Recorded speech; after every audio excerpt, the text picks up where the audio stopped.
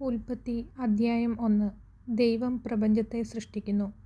ആദിയിൽ ദൈവം ആകാശവും ഭൂമിയും സൃഷ്ടിച്ചു. ഭൂമി രൂപരഹിതവും ശൂന്യവുമായിരുന്നു. ആഴത്തിനു മുകളിൽ അന്ധകാരം വ്യാപിച്ചിരുന്നു. ദൈവത്തിൻ്റെ ചൈതന്യം വെള്ളത്തിനു മീതെ ചലിച്ചുകൊണ്ടിരുന്നു. ദൈവം അരുളി ചെയ്തു, വെളിച്ചം ഉണ്ടാകട്ടെ. വെളിച്ചം ഉണ്ടായി. വെളിച്ചം നല്ലതെന്ന് ദൈവം കണ്ടു. അവിടുന്ന് വെളിച്ചത്തെ ഇരുളിൽ നിന്ന് വേർതിരിച്ചു. വെളിച്ചത്തിന് പകലെന്നും ഇരുളിന് രാത്രി എന്നും പേരിട്ടു. സന്ധ്യയായി, പ്രഭാതമായി, 1-ാം ദിവസം. ദൈവം വീണ്ടും അരുളി ചെയ്തു, ജലമധ്യത്തിൽ ഒരു വിതാനമുണ്ടാകട്ടെ. അത് ജലത്തെ രണ്ടായി തിരിക്കട്ടെ. ദൈവം വിതാനമുണ്ടാക്കുകയും അതിന് താഴെയുള്ള ജലത്തെ മുകളിലുള്ള ജലത്തിൽ നിന്ന് വേർതിരിക്കുകയും ചെയ്തു. അപ്രകാരം സംഭവിച്ചു. വിതാനത്തിന് അവിടുന്ന് ആകാശം എന്ന് പേരിട്ടു. സന്ധ്യയായി, പ്രഭാതമായി, 2-ാം ദിവസം. ദൈവം വീണ്ടും അരുളി ചെയ്തു, ആകാശത്തിന് കീഴിലുള്ള വെള്ളമെല്ലാം ഒരിടത്ത് ഒരുമിച്ച് കൂടട്ടെ. കര പ്രത്യക്ഷപ്പെടട്ടെ. അങ്ങനെ സംഭവിച്ചു. കരയ്ക്ക് ഭൂമിയെന്നും ഒരുമിച്ച് കൂടിയ ജലത്തിന് കടലെന്നും ദൈവം പേരിട്ടു. അത് നല്ലതെന്ന് അവിടുന്ന് കണ്ടു.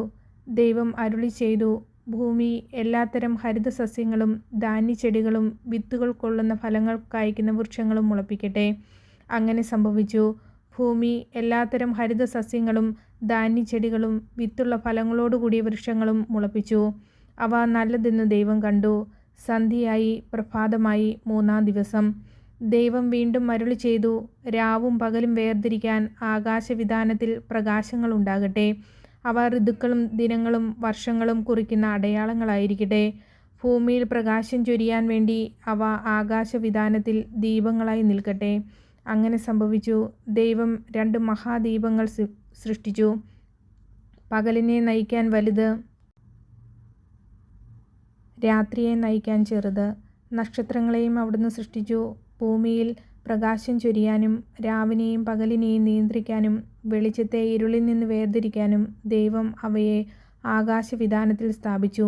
അത് നല്ലതെന്ന് ദൈവം കണ്ടു. സന്ധ്യയായി, പ്രഭാതമായി, 4-ാം ദിവസം.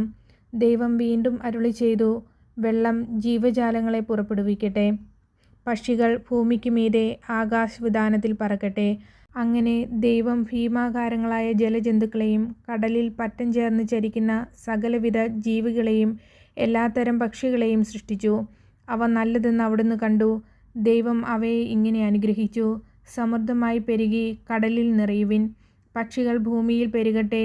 സന്ധ്യയായി, പ്രഭാതമായി, 5-ാം ദിവസം. ദൈവം വീണ്ടും അരുളി ചെയ്തു, ഭൂമി എല്ലാത്തരം ജീവജാലങ്ങളെയും കന്നുകാലികൾ, ഇഴജന്തുക്കൾ, കാട്ടുമൃഗങ്ങൾ എന്നിവയെ പുറപ്പെടുവിക്കട്ടെ. അങ്ങനെ സംഭവിച്ചു. അങ്ങനെ ദൈവം എല്ലാ ഇനം കാട്ടുമൃഗങ്ങളെയും കന്നുകാലികളെയും ഇഴജന്തുക്കളെയും സൃഷ്ടിച്ചു. അവ നല്ലതെന്ന് അവിടുന്ന് കണ്ടു.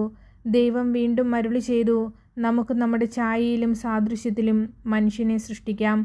അവർക്ക് കടലിലെ മത്സ്യങ്ങളുടെയും ആകാശത്തിലെ പറവകളുടെയും നാൽക്കാലികളുടെയും ഭൂമി മുഴുവൻ്റെയും ഭൂമിയിൽ എഴയുന്ന സർവ്വജീവികളുടെയും മേൽ ആധിപത്യമുണ്ടായിരിക്കട്ടെ.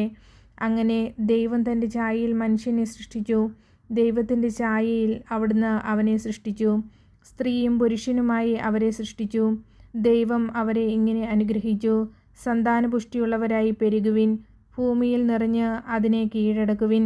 കടലിലെ മത്സ്യങ്ങളുടെയും ആകാശത്തിലെ പറവകളുടെയും ഭൂമിയിൽ ചരിക്കുന്ന സകല ജീവികളുടെയും മേൽ നിങ്ങൾക്ക് ആധിപത്യമുണ്ടായിരിക്കട്ടെ. ദൈവം അരുളി ചെയ്തു, ഭൂമുഖത്തുള്ള ധാന്യം വിളയുന്ന എല്ലാ ചെടികളും വിത്ത് ഉൾക്കൊള്ളുന്ന പഴങ്ങൾ കായ്ക്കുന്ന എല്ലാ വൃക്ഷങ്ങളും ഞാൻ നിങ്ങൾക്ക് ഭക്ഷണത്തിനായി തരുന്നു. ഭൂമിയിലെ മൃഗങ്ങൾക്കും ആകാശത്തിലെ എല്ലാ പറവകൾക്കും ഇഴജന്തുക്കൾക്കും ജീവശ്വാസമുള്ള സകലതിനും ആഹാരമായി ഹരിതസസ്യങ്ങൾ ഞാൻ നൽകിയിരിക്കുന്നു. അങ്ങനെ സംഭവിച്ചു. താൻ സൃഷ്ടിച്ചതെല്ലാം വളരെ നന്നായിരിക്കുന്നുവെന്ന് ദൈവം കണ്ടു. സന്ധ്യയായി, പ്രഭാതമായി, 6-ാം ദിവസം.